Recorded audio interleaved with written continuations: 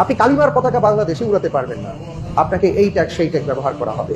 আপনার বাড়ির উপরে কালিমার পতাকা লাগালে আপনাকে এটা সেটা বানিয়ে দেওয়া হবে, কিন্তু আপনার পতাকা অন্য দলের হলে, অন্য দেশের হলে আপনার ব্যাপারে কোনো কার্যক্রম হবে না। অথচ আপনি কে? আপনি তো আল্লাহর দলের লোক ছিলেন।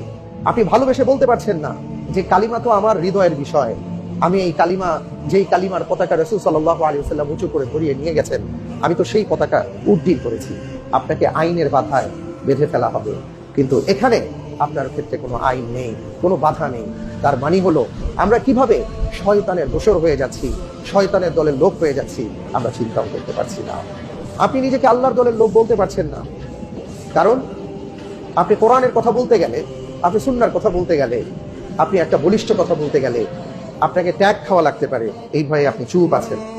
কিন্তু আপনি ওই সকল দলের কথা বলতে একটু দ্বিধাবোধ করছেন না, যেই দল, যেই রাষ্ট্র আপনার দ্বীনের বিরুদ্ধে, আপনার ইসলামের বিরুদ্ধে যে কোনো পন্থা অবলম্বনের ক্ষেত্রে বিন্দুমাত্র চিন্তা করে না। কিয়ামতের ময়দানে আমি আপনি তাহলে কোন দলের লোক পেয়ে দাঁড়াবো?